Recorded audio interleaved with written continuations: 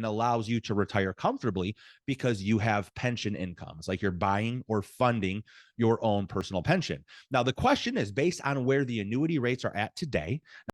600,000, is that enough money where we can reposition some of that money, put it into one of these guaranteed income annuities and fill that income gap? After we did our research and our analysis, we found out that yes, we were able to do that, and this is what we needed to do.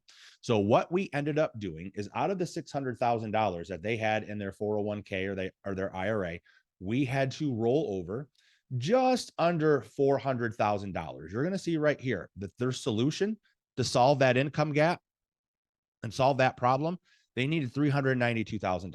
So we rolled $400,000 out of their IRAs into this guaranteed income annuity.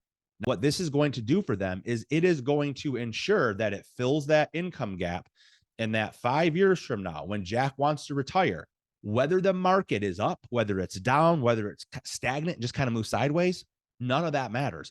They're going to be able to retire on $100,000 per year, guaranteed, and that money is going to last for the rest of their lives.